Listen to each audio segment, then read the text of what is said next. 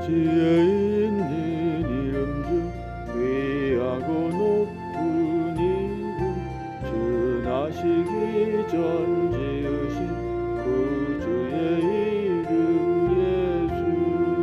주 앞에 내가 엎드려 그 이름 찬송함은 내 귀에 들린 말씀 중 귀하신 이름 예수.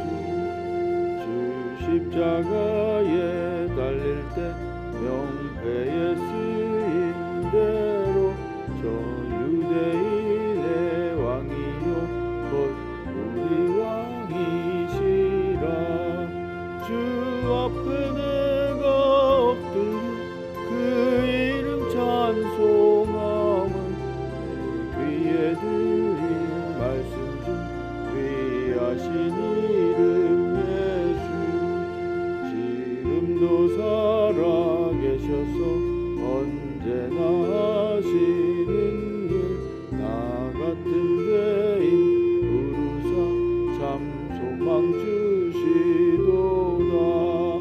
주 앞에 내가 엎드려 그 이름 찬송함은 내 귀에 들린 말씀 중 귀하신 이름 예수. 주 예수께서 영원히 어제나 오늘이나 그 이름으로 우리에게 참 복을 내리신다. 주 앞에 내가 엎드려 그 이름 찬송함은 내 귀에 들린 말씀 중 귀하신 이름 예수.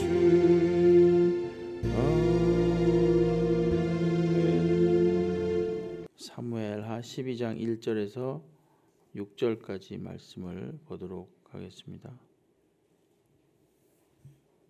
사무엘하 12장 1에서 6절입니다. 함께 교독하실 때 살아계신 하나님의 음성을 들으시기 바랍니다.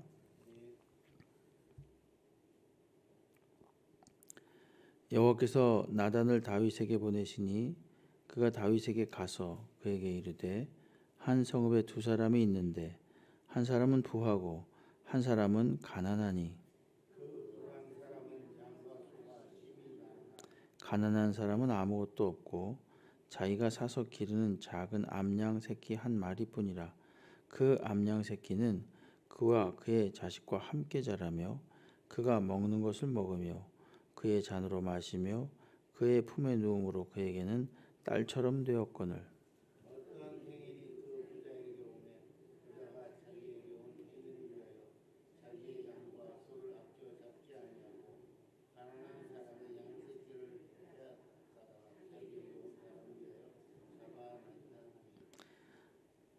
다윗이 그 사람으로 말미암아 노하여 나단에게 이르되 여호와의 살아계심을 두고 맹세하노니 이 일을 행한 그 사람은 마땅히 죽을지라. 그가 불쌍히 여기지 아니하고 이런 일을 행하였으니 그 양새끼를 4배나 갚아 주어야 하리라 한지라. 아멘. 할렐루야. 예, 오늘 새벽에 나오신 성도님들 주께서 은혜와 평강으로 함께 하시고 또 간구하는 제목들마다 응답해 주시기를 주의 이름으로 축원합니다. 12장 1절부터 6절까지 말씀을 보도록 하겠습니다. 이제 다윗과 밧세바 사건이 일어났고 그리고 밧세바의 남편이었던 우리아를 다윗이 교묘하게 전쟁에서 전사토록 합니다. 그리고 그 일은 그야말로 아무도 알지 못하는 것으로 다윗은 생각을 하고 있었습니다. 그러나 우리가 11장 27절, 그러니까 오늘 12장 시작하기 전이죠. 제일 끝절에서 본 것처럼 여호와 보시기에 악하였더라, 이런 말이 굉장한 그 여운을 남기고 있습니다. 여호와 보시기에 악하였더라. 그래서 이제 어떻게 하시는가? 하나님께서 이제 조치를 취하시기 시작하는데 먼저 나단을 다윗에게 보냅니다. 그리고 나단으로 하여금 한 이야기를 비유적으로 하게 만듭니다. 근데 비유가 아니라 무슨 일이 정말로 일어난 사건처럼 나단이 다윗에게 고하지요.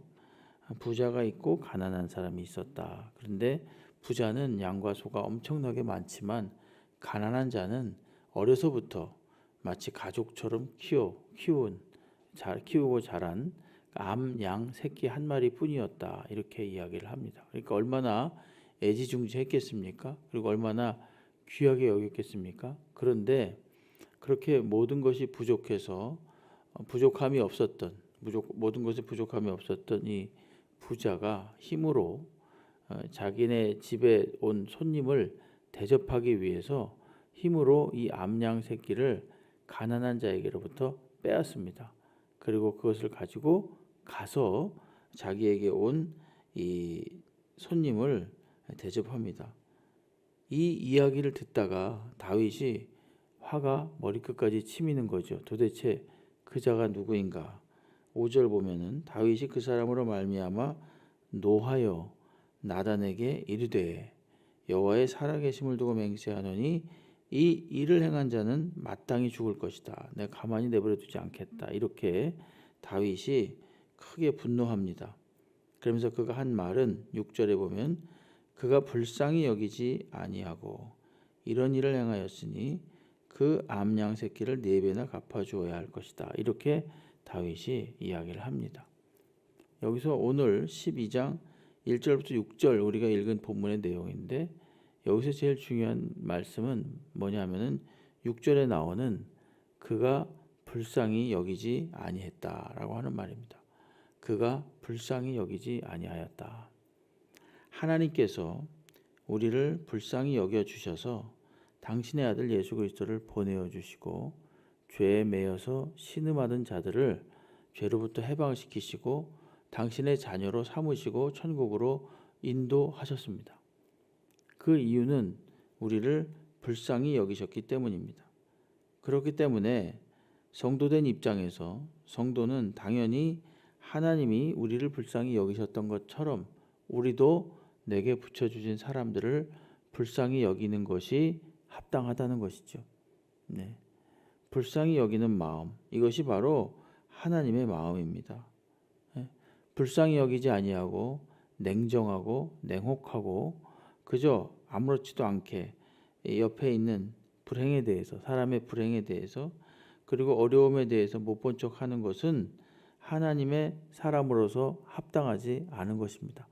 더군다나 이렇게 가난하고 힘든 사람에게서 그가 가지고 있던 마지막 재산 같은 그가 가장 귀하게 여겼던 것을 힘으로 빼앗는 것, 이것은 그야말로 하나님 앞에 커다란 범죄가 되는 것입니다. 오늘도 우리는 많은 사람들과 어울려서 살고 있습니다. 과거 그 로마 시대 이 많은 박해를 받았던 그런 기독교의 그 박해를 받았던 그런 시대가 있었죠. 그때는 그냥 살아서 존재하는 것이 목적이었습니다. 그냥 오늘도 목숨을 부지하고 예수를 믿으면서 사는 것이 목적이었습니다. 여러분 그때를 생각하면 우리의 마음이 얼마나 가난해지는지 모릅니다. 우리의 마음이 그야말로 초심으로 돌아가서 가장 중요한 것이 무엇인가, 가장 귀한 것이 무엇인가 이것을 안다면 그 밖에 다른 것들은 별로 그렇게 우리들에게 비중을 차지하지 않을 것입니다. 하나님께서 우리를 불쌍히 여기신 것처럼 우리가 옆에 있는 형제자매를 불쌍히 여기고 긍휼히 여기는 마음을 가지고 있다면 그의 상태가 어떠하든지 간에 그 사람을 불쌍히 여기고 긍휼히 여기는 마음을 가지고 있다면 그것이 바로 하나님의 마음입니다. 다윗은 오늘 크게 화를 낸 이유가 바로 그것이죠. 다윗이 화를 낸 이유가 그 부자가 불쌍히 여기지 아니하였다. 여러분 우리가 많은 것을 물질적으로 가져서만 부자가 아닙니다. 우리 마음 속에 하나님이 계시고 하나님께서 큰 은혜를 베풀어 주셔서 주님의 덕분으로 우리가 오늘도 살아있고 또 주님의 덕택으로 우리가 영생을 소유하고 있고 또 주님의 덕택으로 우리의 마음이 이 세상 사람들과 다른 마음을 가지게 되었다는 것이 우리가 얼마나 큰 행복이고 부자인지 모릅니다.